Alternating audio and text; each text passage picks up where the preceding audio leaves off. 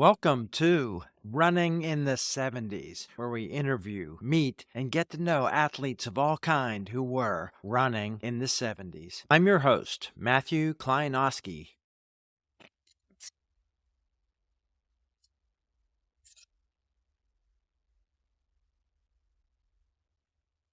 Unfortunately, some of the audio is a little distorted. Ron Tabb's internet was in and out, but it is pretty much understandable. We miss a name or two, but I think you can figure out who he's talking about.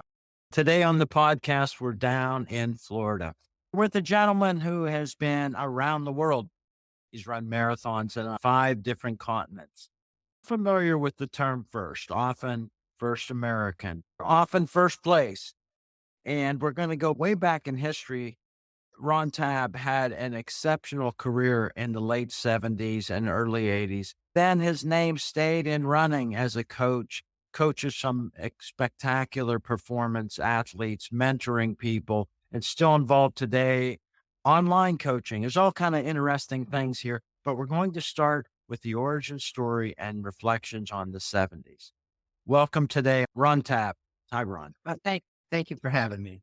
Ron, I've followed your career. Let's tell everybody your origin story. When, how, and where did you first become a racer? I got involved in sport 53 years ago. My first experience running was in 1971 as a junior in high school. Originally, I tried to play high school football.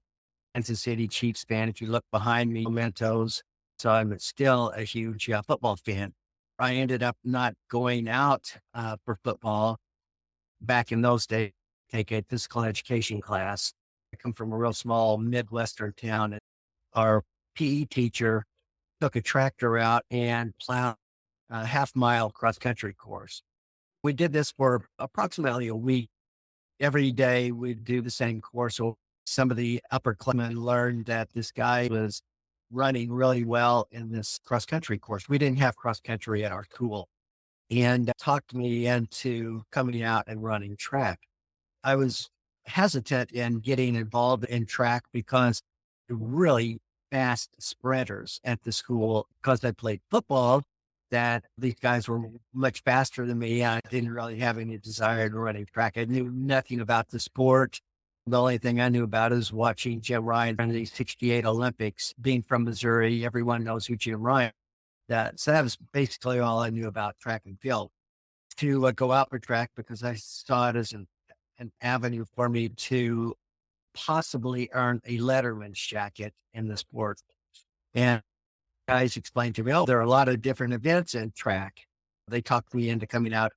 As a long story, ended up, I was a conference champion, district champion. As a result of having a couple of really good sprinters at our school, came and was recruiting one of the sprinters who was a player.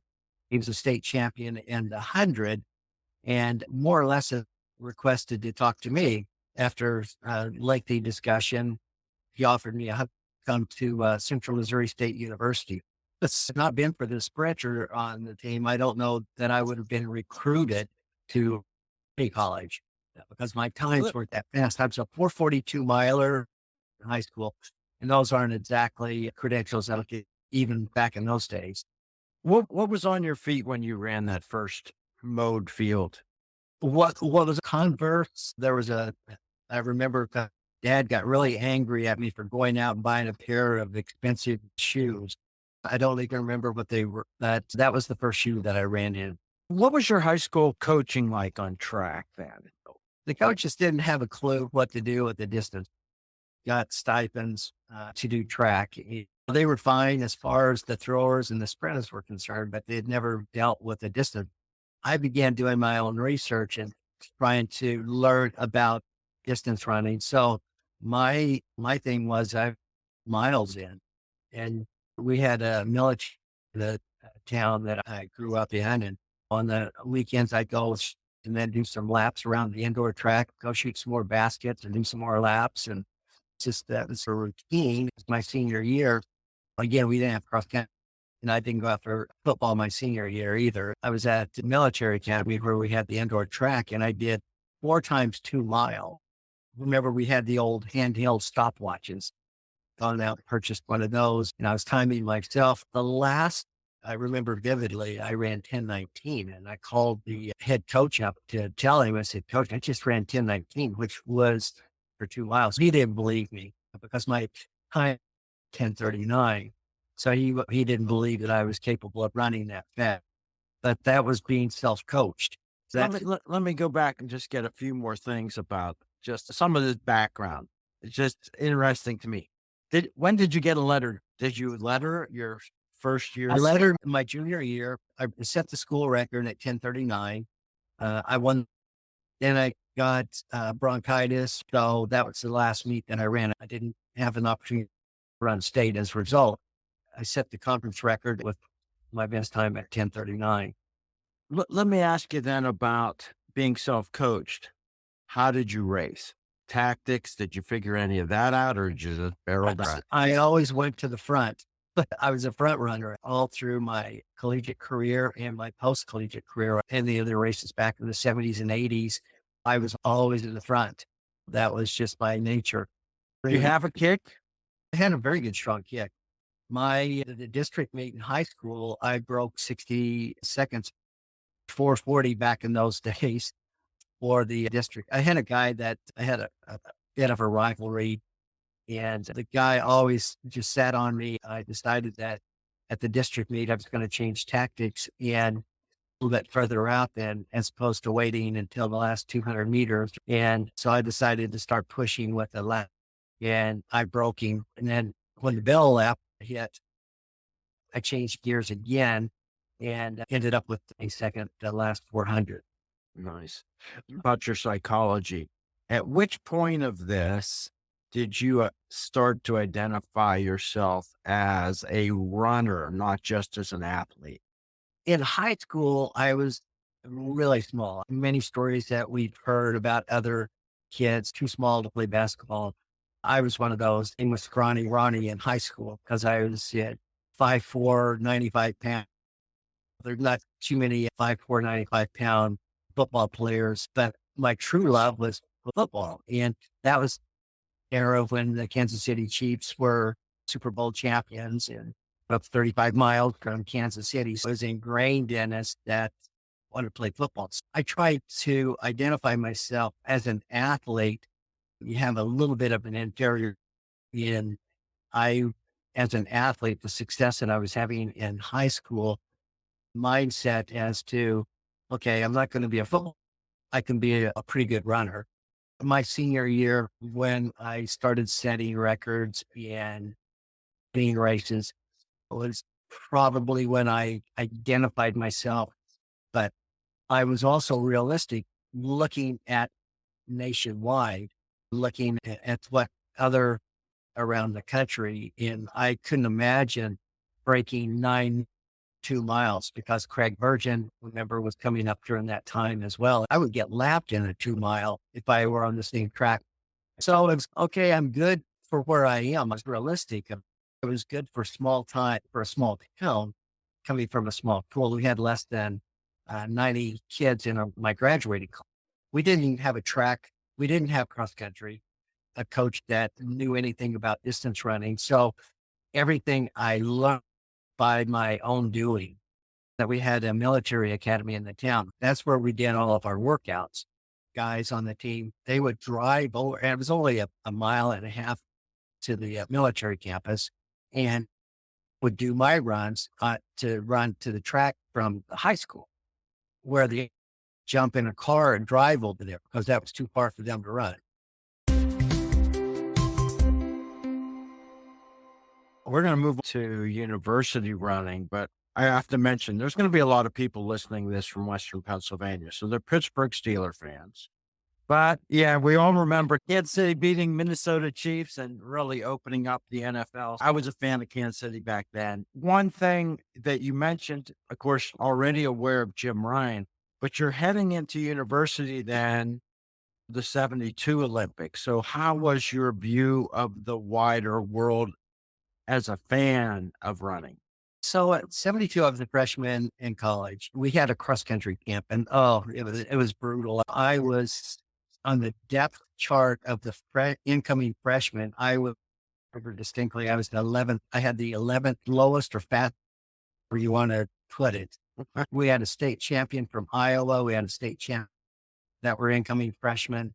Coach had only been there for 2 years. And I go pretty quiet, pretty conservative, pretty naive. I get to the camp and I'm bashful. When I say camp, we were really camping. We were intense, taking workouts and going out for a 10-mile morning and a 10-mile run in the afternoon. And I'm going, man, I have done a 10-mile run. Now I'm doing 2 of them in a day. As a result, and I'm wearing these old Converse running shoes. I'm looking at the Nike shoes. They were pretty much thin as the old waffle leather trainer there behind you. They were thin shoes. And I'd gone out and bought another pair of things because we thought better. The thing with lighter and better don't really 80 miles a week because all it does is beat your legs up, and ended up with severe shin splints, which cost me my entire freshman year. I didn't run. I ran an indoor track meet. Then I missed the entire outdoor season. It's a disaster. But one thing I really started getting with track and field then, because Frank Shorter had the Olympic gold medal in the marathon. And I remember watching that and listening to the broadcast and feeling so bad. Kenny Moore was the second American, just missed by one spot. And then Prefontaine missing a medal by what I look back on with such fond memories. I never imagined that I would ever meet these players, having a conversation with Kenny Moore or training with Frank Shorter or having Jim McKay, who was with ABC, narrating an up close and personal. Those were mind boggling. And then to meet Bill Bauer and have Bill Dillinger, who was Pre's coach, team me. For me, I look back on that, and that's one of the great highlights of my running experience period, was just after all of this occurred in Munich in 1972, I'm world stage with many of these people that I grew up with, and those people inspired me. Actually, Bill Dillinger obviously had a great impact on my running career. Do you remember who was the first instance of what am I doing talking to this person or standing on the starting line with this person? Absolutely. Yeah. So my first Boston was in the 8th, and I just graduated a year earlier. Actually ended up getting a hardship case for that freshman year that I was awarded a 5th year. So I got to run in 77. So in 78, I made the decision to not to begin working, to begin a career. I have my entire life in front of me to work, but I might be good enough to be qualified for the Olympic trials. This was a state champion in cross country. And I called him up, and he graduated the year before us. His name, pretty successful runner in his own right. I called Charlie up. I said, Charlie, why don't we take the next couple of years and see if we can't trials qualifying standard? We had an assistant at Central Missouri, Bob Busby, and Bob had qualified in 76 in the marathon. And I had been beating him for the last couple of years at Warrensburg or in workouts. And so it gave me the belief that I might get a qualifying time. I said, I have the rest of our lives to work. This window of opportunity, if we don't take advantage of it now. So ended up moving in together and training. There was some good coach. Leonard Hilton was down there. Got a good coach. Jim Clatchy was down there. For where we were, it seemed like a good location, but living and training in Houston and 5-degree temperatures and 80 to 90% humidity. I'd won the Houston Marathon, set a record. I'd won Mardi Gras, St. Louis Marathon. I'd won a few marathons. And he said, yeah, you someplace or you should come up to Oregon because the conditions are better and the environment is better for, but ultimately after the Olympic trials in 80, that's where I ended up going. Let's get a little bit of details of your university career. because it was a time of transition. Was there a women's team at all? The last year at Central, they had a women's cross country and they'd started up a women's track program. Well, at the same time, they had their own schedule. They had not integrated the programs at the time. Where we do today, the meets are typically at the same time, same location. Let me ask you then about your actual running. You ran almost every distance there, and that was back when they had the Division II top runners would get to run Division I. You had some neat opportunities because of the way things work then. They changed it since then, but back in the 70s, if you were top six at nationals, then you were compete at the NCAA D1 championships. So my senior year, I finished sixth at nationals and ultimately had the opportunity to go to and run the D1 championships and experience because we had a run against Division I schools. In fact, we beat the University of Missouri on their home big invitational. We beat Southwest Missouri State, a two-time national championship. But when I got down to Denton, we're talking about Craig Virgin, Nick Rose, I've 100 and something. And I looked at those results from 76 and I'm going, oh, because later down the road, I saw probably 60 or 70 of those guys at the Olympic and Boston Marathon, New York City Marathon, huge. That was an era where Craig Virgin, just any great runners back in the day. And I didn't see myself competing at that level back in 76, but within a couple of years, being self-realizing what I needed individually as opposed to a team concept. This is one of the things that I felt that to be successful at this college level, I wanted to coach my athletes on a basis and not collectively as a team. Where in coaching, okay, here's the workout, it's posted, here's the workout today, and everyone does exactly. We're not all created equal when it comes to running. Athletes have their strengths and weaknesses.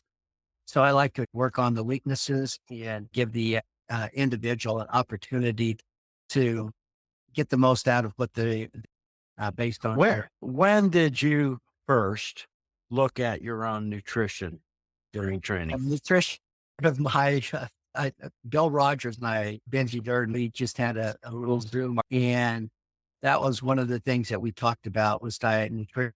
Today, that the sport has become more science based, and I'm teasing Bill. I said, I remember reading about what your diet looked like, cold pizza with mayonnaise on it, and I go in. We would just think for nutrition back in the day. I'd sit down and power down a bag of Doritos after a hard workout. So now would I recommend doing that? Absolutely not. How much better would, and had we paid closer attention to diet? When the book Eat to Win came out, one of the examples the author used was the tennis players burning 7,500 calories. He said, you guys can eat Big Macs all day. It won't matter. But you had some, I don't want to say ridiculous, but people calling you mad for the mileage you ran. I had where I peaked at 70 miles, and I didn't do that very often. That was a rare thing for me to do that. 1 to 140 range until Coach Dellinger coaching me. Then I dropped down to 110 to a little over 120. I modified my training. But when you're running 115, 16, 17 miles, okay, you're burning 2,000 a day. Okay. So now you add in the training that you're doing, you easily can consume 4,000 calories to 4,500 calories. Let's jump around. There's so much to talk to you about. People are going to read the Wikipedia, and we'll get on to the most recent happenings in the world of marathoning. But I want to talk about you ran world championships. You're the fastest American. Let's just get some fun stuff out here. At one point, you were the 5th fastest ever marathoner. from America. Certainly a state records, Louisiana, Houston, you had the fastest time that those times held out for quite a few years. But one thing that interests me is the 5 different continents. You ran in one of the first marathons in Brazil. You went to Asia, China, these exotic places. How did you get involved, invited, funded, and what was the time frame that you would do to be running in these many away time zones? Rogers and I were just talking about that the other day in conversations. Only 2 Americans to accomplish that, to win major marathons on 5 continents. Frank has 4 this day and age, but I don't know if I will ever do that again. I had set the Missouri state record, the Texas state record. Really, those were nice performances. Top 10 at New York in 79. But when I went to in 80 and finished third, second American, really opened up the doors for me. Early thereafter, I was invited to go to Japan, did an invitation to run Paris, invitation to run Beijing. I began receiving invitations to run around the world. Who's going to pass up a trip to go to Paris and get a nice appearance fee on top of it? I'm not passing that up. That's too it's an opportunity. And that was the same case with the other, races that I went to. The table appearance fees, and they were substantial. Plus, I was sponsored. Most of my career, I was an Adidas athlete. There was a short time I was a Nike athlete. Interestingly enough, Gil Knight hand delivered my contract to me in Beijing. I'd won that marathon. So we'd been in negotiations. He was doing business in Beijing to say that corresponded to the Beijing race, or after the race, he hand delivered the contract, which I thought was a pretty cool story. Yeah. Some of these cities are great. Paris wasn't then necessarily considered a major marathon, not using the capital M like we have today with the major marathon circuit. But Beijing, I've been there. I've been there recently. I was already there. What was it like in terms of pollution, in terms of city reception? How did you feel as a foreigner in Beijing? Was it a very alien experience?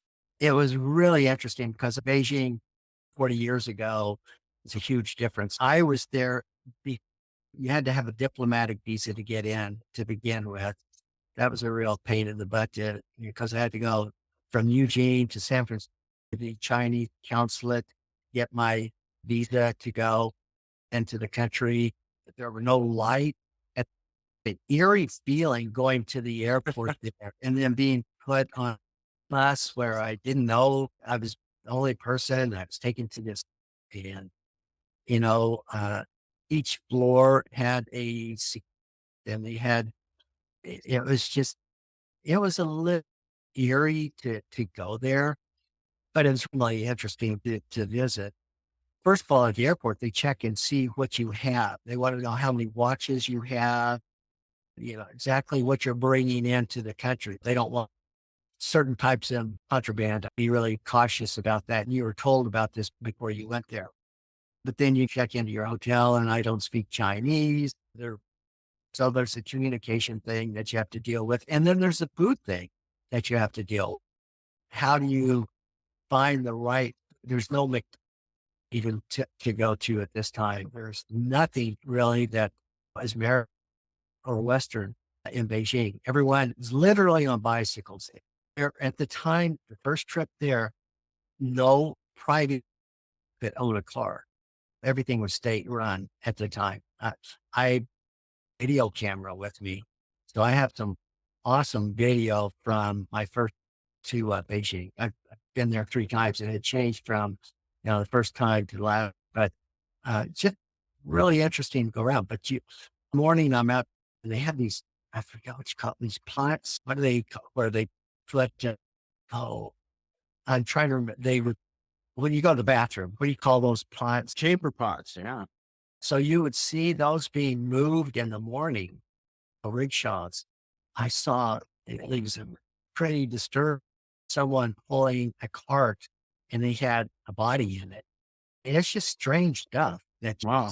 You you just, Monty Python, bring out your dead in modern day. Yeah. yeah, you just didn't see that type stuff. Or you had to check in to when you went to your hotel room, they're monitoring who was coming and going at the hotel. So It's quite a lot of distractions, the change in food, the change in just able to relax in your time away from training. How long did you spend for just this instance in China before the race? How long did you take to acclimate? I ran really slow. I think I ran 2:28. That could be off by a few minutes. It could have been faster. I remember it was a really bad race for me. I was, I think, in the top 30. It was one of my first really big, just invited athletes, How many ran? 80 or 90, possibly. Wow. Yeah. And they shut Diddy for this race. You felt like it was a very sterile environment because everyone was on the same type of bicycle. Everyone wore the same clothes. Let me go into this one topic because it's something that's came up in the 70s and you mentioned it. It's the money moving around. We don't have to go into too much details. When do you remember that it was coming? Were the athletes talking about it, or was it just between you and the race directors in an envelope? And when did it make it into the public eye? Actually, Bill Rogers and I just talked about this because he talked to Bill, and now Bill told me what he got for his first contract. Now, I was a little bit taken by how little it was for his first contract. And then, but in 79, I was still living in Houston and I was looking at running the Tulsa run, it's the 15K. I was trying to get just some travel money after to go up to run the race. And Frank actually helped me with that. I should reach out to the race director and ask for assistance. So the race director and Frank ended up bringing me in for the Tulsa run. I think Stan Mavis won it. I think Frank was second. I was third. It was one of the races where Frank and I had probably 10 or 12 races, 78 and 80, where he was always one spot in front of me. And we just had some battles in 2 or 3 times. And Crowley, Louisiana, New York, Honolulu. It was just like, I just couldn't get over the hump. And he was always one spot. But Frank was very helpful. And I started learning a little bit about the prize money. Not, there was, because in 79, I ran New York, finished eighth there. And I was awarded, I believe it, dollars. So Say that number again. That blipped. I'm adding that number back in that we couldn't hear it. Ron said $1,500. and then I get a call from someone from the New York Times that athletes were getting paid for their performance from where they placed. And I don't know anything about it because we were quote unquote at the time. That was a nice little payday, especially but I was truly an amateur athlete trying to me. Let's talk about when you got to the biggest stages and you're thinking from those early days in Houston of let's make the Olympic trials to your actual Olympic trials run, let's say 1980. Houston, I had been under contract with Adidas since some because of those performances we mentioned earlier. My background is PR, communication. I started sending out resumes to different shoe companies looking for sponsorship because I knew that there was the exposure that I was earning might merit sponsorship. Sub 4 reached out to me. Saucony reached out to me. Brooks. I had done a paper while I was in college on Adidas, and I wore Adidas all through college. So that was the company that I was really hoping to work a deal out with. And had all these. Diodora was the one. Tom Gillespie, the track coach at Carl Lewis's coach, reached out to me because a company, Diodora, had reached out to him and they were looking for athletes in the U.S. to. And by the way, they made one of the best spikes I've ever run. It fabulous spike. But anyway, I get this huge is And then they contacted me afterwards and they could sign me. And they were starting up a group of Adidas runners. They hadn't identified a name to it, and I suggested that they just call it Team Adidas. And, but anyway, still roommates with my her teammate from college. And yeah, I get this box, a huge box. It's shoes, apparel. If you remember the first time you get some, that was really pretty cool to this big package from Adidas. But I said to him, I said, why don't you call this Team Adidas? So I came up with my own business, a race that I won, and that's what I would hand out, almost self promotion, almost like Craig and his self promotion with front runners. Let's talk race. Let's talk about the Olympic trial race for 1980. Okay, so the Olympic trial, that was the thing, was to qualify for the trials. Remember, after college, I said this window of opportunity will close soon. Oh, but we knew that we were not going to the Olympics because of invading Afghanistan. So we knew that we weren't going to the Olympics. So that's why I decided Houston, New Orleans, and Boston before the trials in May. And in January, I set a new course record and a new PR, ran 2:13. And then I won New Orleans 2:11 flat, set a state record there. A few weeks after that, ran Boston. And like I said, the Boston race is one that really put me on the map. That set my course. But the Olympic trials were 5 weeks later. I wasn't even sure I was going to do, pretty pissed off at the boycott. I told you that I'd met Paul Geis and that I was going to do well. And I started putting my thought because I knew the Olympics were going to be in Los Angeles. So my thoughts really were going toward, and so I left Houston. I got back from Buffalo. I'm sorry. The week after I got back, I took off in a car and moved to Oregon. And that was before the trials, which if we'd have been going to the Olympics, I would have stayed and trained in Houston until after the trials were over. I didn't see a purpose in really putting much emphasis on, as far as I was concerned, it was, I was applied and I had one of the fastest qualifying times for the trials, but I really didn't. In fact, it mattered so little that I invitation to go to run the Cleveland Revco Marathon the week before the Olympics. And the only reason I ended up running the trials was I was already in Cleveland and I decided since I'm in Cleveland, I might as well go. And I could run a marathon I run marathons hard in the past, running the trials a week after Cleveland. So I went to Buffalo, had a good time, drank some beers, had buffalo wings, bonded with a lot of the guys there, and ended up running 2:12 and having a pretty good race wheel because I ended up with what I'd been training. I got injured at the Girl Marathon wearing a shoe called the Marathon 80s. It's a real sold racing flat. And so I got fasciitis really bad and ultimately ended up having surgery on it.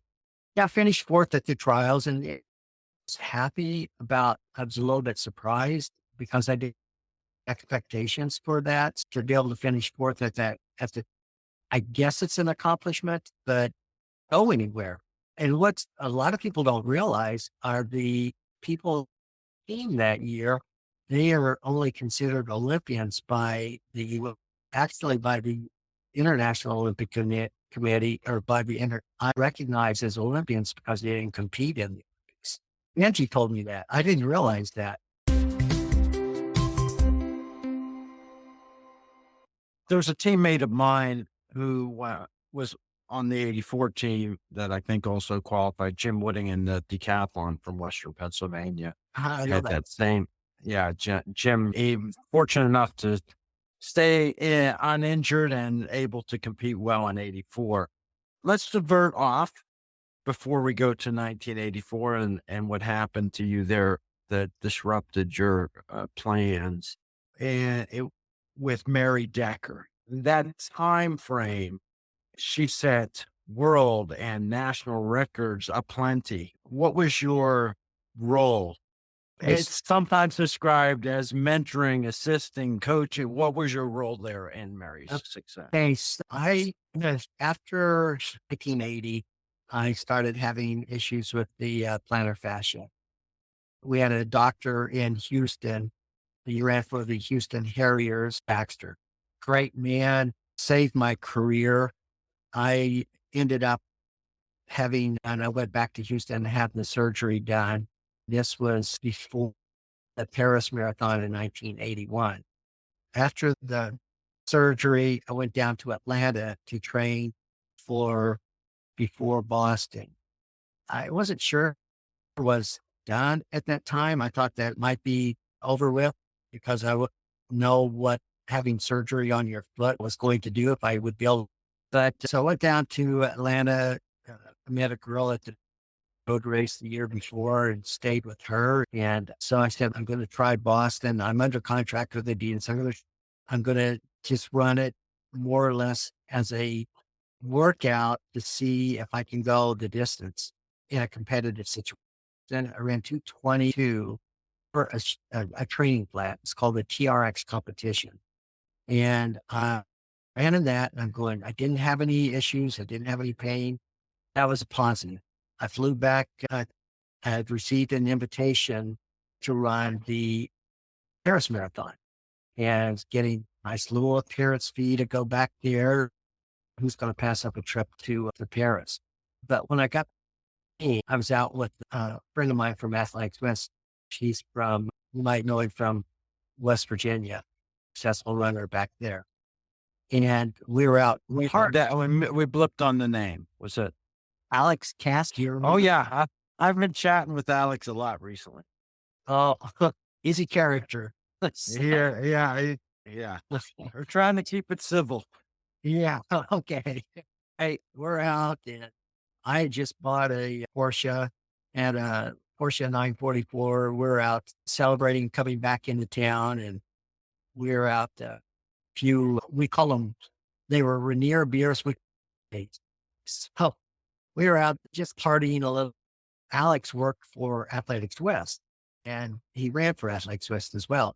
I said, hey, Alex, I said, I've always meet Mary Decker in person and a little liquid courage and finally convinced Alex, okay, let me introduce me. He said, I'll show you where she lives when I'm not going to. It's too late.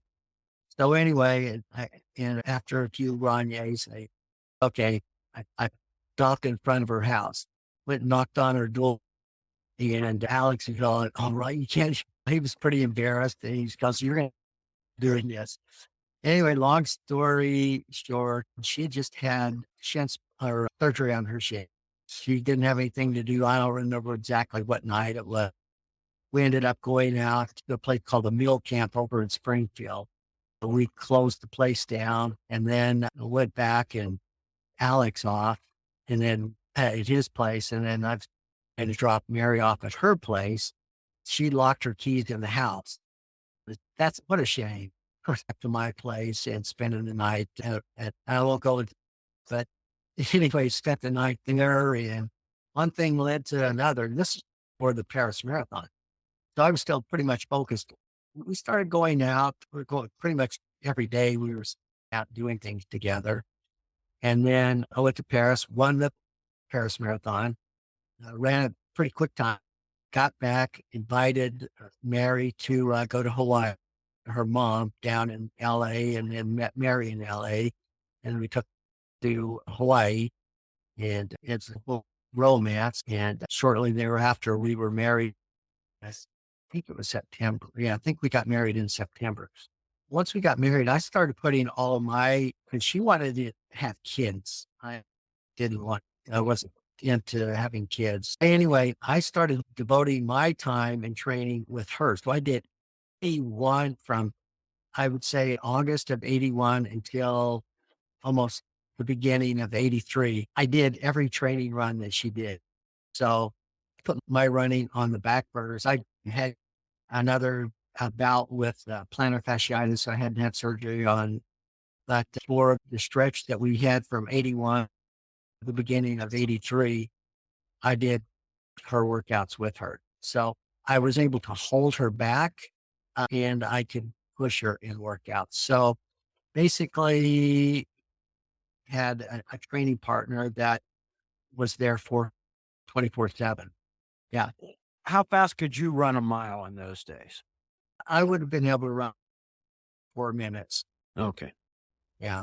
Let's tell one story about this, and anything else you think it would be fun to tell. But one of the fascinating stories is the 10,000-meter record that Mary set. How that came about was we just come back from the European and we'd run races in Paris, in Lausanne. It's just those three that we did on the first half of the European circuit in the summer. Then we were going to go, but so we came back, and this was must have been in July. I'm thinking we get back to Eugene, and I see that there's an all-comers meet at Hayward. Nudged Mary. I go, hey, you know what?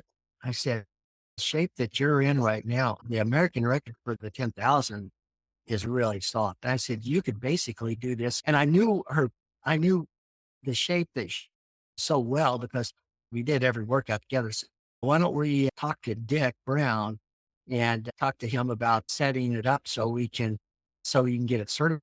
Because I can't go out there and pace her she has to have a certain number of women in the race. Who was an Oregon runner? I can't remember who else was in.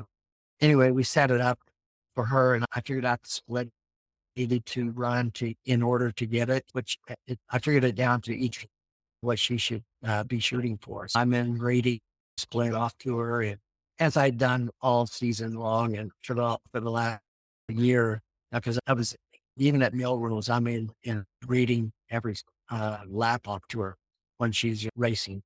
Well, anyway, she destroyed the record, which and wearing not it's just wearing flats, but Yeah, that gave her a neat span of records from about 800 meters up through she 10K held too. every American record from 800 to 10,000, and then she held. We were working together, and Dick Brown was never at all of them. I was at every race, at every meet, and I was well, Dick wasn't. So again, I had a better feel for what she was capable of doing. She could have been the first woman to break 2:20 in the marathon. We folks decided to do the marathon. Unbelievable. But yeah, while we were the one in 82 and then it's carried over into 8, we're separated by the time we got done with the indoor season and I started 83. But she set the world record in the outdoors, the 3,000, 5,000 outdoors, and the 10,000. Right.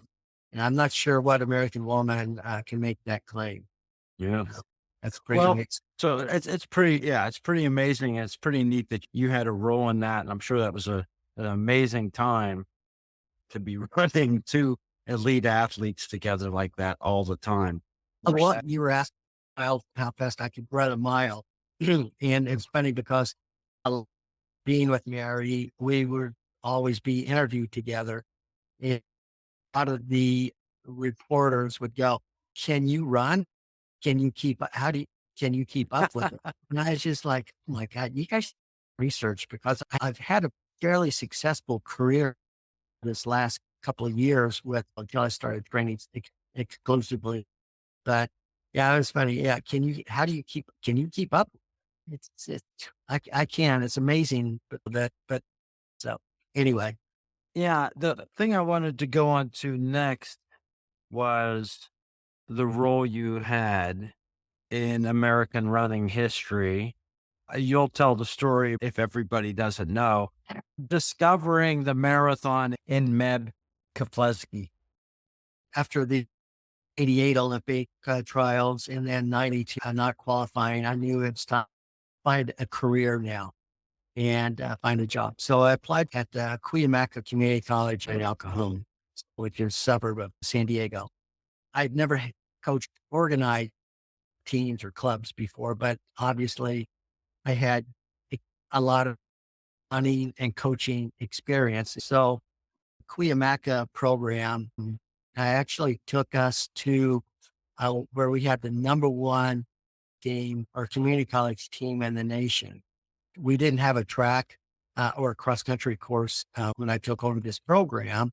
They didn't have high expectations. They just looked good hiring someone like Ron Tabb with his experience more than they bargained for because the first year we finished second at the conference meet. And the next a couple of years, we had the top mid higher country. We would have beat a lot of Division One teams. So have a track facility to use. We'd often go to high school, and that's where Meb went to school. And I knew who Meb was, an eye on the high school runners in your area. And so I knew about Meb. And one day we were at the track and he was sitting in the stands there. And I came up and talked to him. I asked, well, and he was having some downtime because he had Achilles and it looked like he was going to be having some downtime. I said, I do massage therapy.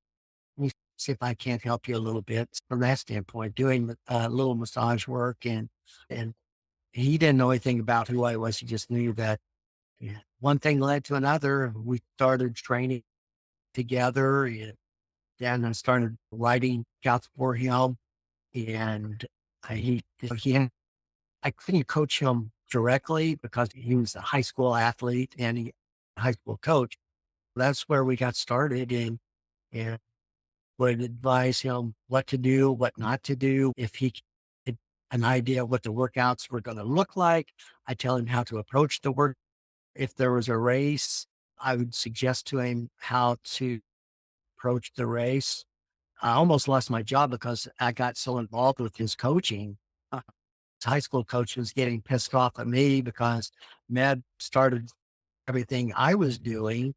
And so I got in hot water with the conference committee athletic director with the high school. It was where Meb actually had to write, I still have the letter, Meb had to write in me because I was on the brink of losing my job at Cuyamaca.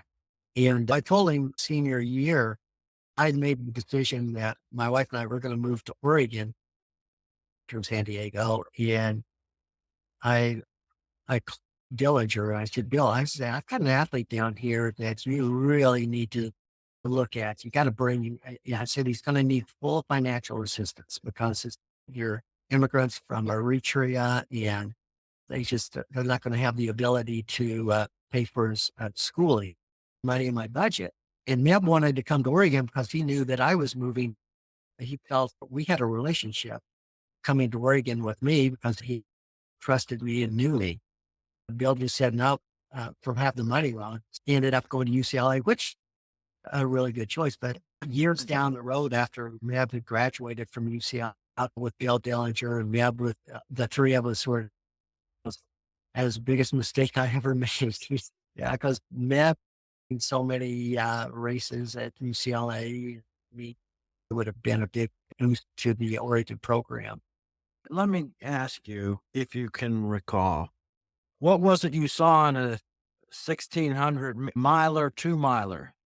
Was it your bias of success and the marathon, or what was it that you said, I see a marathon champion there? Because we would always run together on the weekends. During the summer, we trained together. I was still running pretty high level. I just missed qualifying for the Olympic. So for me to go out and do 54-minute 10-mile run, I'm still capable of doing that.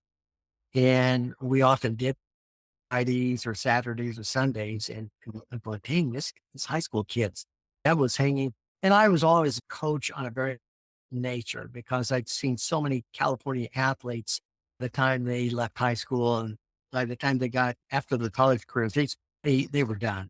And I didn't want to see Meb end up that way. I kept his mileage usually in the 45 to 50 mile, but we would do a long run together on the weekends, almost always 10 miles, but he was doing 56, 55 10 milers, but he was so relaxed at that pace. Strides, because we're the same height and same weight. It was almost like we were shadowing each other on the run.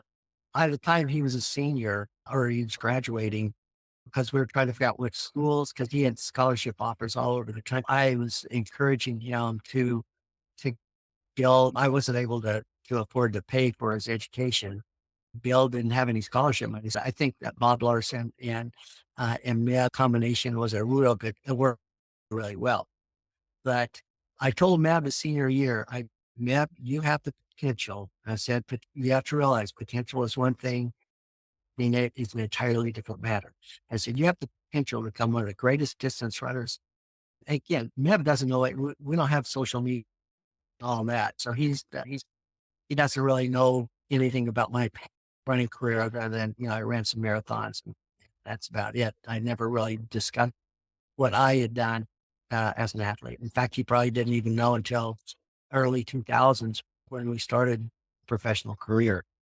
But I said, the big thing here, you have to stay out of trouble. Don't get a girl in college. Don't join a fraternity. Stay away from those evils that distract you from your training. Those are the biggest things that will prevent you from seeing your full potential. He was a good listener. He was obviously very smart, but it's funny because I told him, I said, here's what I envision happening to you. And you'll make the team, the Olympic team in 2010, 2004. You'll have a chance of making the team. You'll move up to the marathon. You'll have a chance of potentially winning a medal in the Olympics. He goes, oh no, I'm going to be a miler in college. I said, you may have said, you don't have the necessary speed to be a world-class miler. I said, but you have the strength and endurance to be 5 and 10,000 and eventually marathon runner. So this is before anyone knew who Meb was. Yeah. And it's quite a bit of history. It has become. When you're with someone and you run with them, you can tell what their strengths are. I knew he had good speed. He didn't have amazing speed. He was a 154 meter runner in high school. He was a 405 miler. He was good, but he definitely had room for improvement. But because I had been so concerned with training in high school, it gave him lots of room to improvements and see those improvements. It wasn't like in high school. He was, like I said, we were doing 45 to 50 of his training. Yeah. Okay. Let me ask you for some reflections on the scaling out. It seems like the end of your competitive career was kind of something you thought about the whole time, that my career is going to come later. I've got the window of opportunity for racing. When you got a job, you were able to coach. How was your competitive drive? Like you say, you didn't feel that you had to tell Meb all of your running accomplishments. So as a coach in your role there, what I'm trying to ask is, how did you move your drive for competition to seeing success in someone else to not being on the track yourself? How did that all fit in your psychological life? Well, to greatness for me, I was exposed to so many. I never viewed myself as being, I have a greater appreciation and understanding of success I had than I did back then. Back then, I looked at Frank Shorter. I looked at Bill Rogers still. I idolize him. I always looked at myself as someone aspired Frank Shorter and Bill Rogers, and I never realized that. But in looking now back at that machine, because I never won Boston and I never won New York, does that mean I feel like I never succeeded? I trained with Alberto Salazar. Alberto and I trained together for a couple of years. I was in the presence of in Eugene, Matt Centrowitz, Bill McChesney, Rudy Chapa were out there then? Rudy. I trained and raced with them. Craig Virgin. So I was always looking up. Yeah. First workout I did at Oregon with Coach Dillinger, we did a 5 run on the track at 7:00 in the morning. And I ran 24. I was like, damn, and 7:00 they're out here kicking. They're running 23 minutes for 5 miles and I'm getting my ass destroyed. And I'm going, I never felt like I was on equal these guys. Tom Byers, I did workouts with him. We did in and out miles on Amazon Trail, Adidas Trail. And I'm going, yeah, this is a guy who's 350. I just never that. And as a 209, 210, someone now looking back had some pretty fast times. I had a lot of success at as my career as a whole, as a marathon runner, myself as a marathon runner. I knew that's where the money was. You're either going in the mile or the marathon. I didn't want to run cross country. I didn't cross country. I loved track was I would have, if I could have run 10,000 on the track or 13 minutes for the 5,000, I would have spent, or if I could have run 3:50 in the mile. I knew that road racing, I knew that I could make a good living. And so I gave up.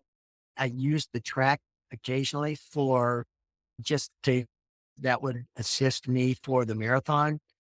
But going back to your question earlier, what could you run a mile? 83, I was getting ready to run a marathon in Australia the following week. And I was entered 10,000, but I'd had some workouts that it indicated that I could probably in shape to run 3:57, 3:58 for a mile. I went to Bill and I said, Bill, or everyone calls him Bill and that knows him. So I said, Bill, I said, and it's for the mile. So what do you think of the mile instead of the 10,000 at pre this week?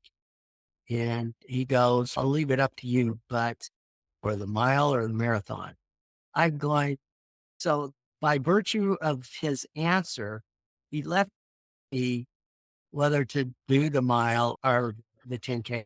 So I ultimately ended up doing the 10,000 at pre, but I still look back and go, damn, I missed my one opportunity to break the 4-minute mile because I knew the workouts that I was doing that I was in shape to break for. Because you know when training what you're capable of doing, you've got a pretty good idea. And so I went to Sydney and ran 2:10 there and won the Sydney marathon. But I still look back and go, would have made a difference in the marathon that race had I run the mile instead of the 10,000? Maybe my leg couldn't have been as tired. Maybe I would have run faster than I did. I'll never know the answer to the question. Ron may never know the answer to that question, but we can take a guess. I think it's safe to say he would have run the 4-minute mile. In the next episode, more questions that Ron does have the answers to. I hope you enjoyed another episode of Running in the 70s. Voices, stories, and memories of athletes who were running in the 70s. Until next time, wherever you are, keep looking forward and don't forget to look back.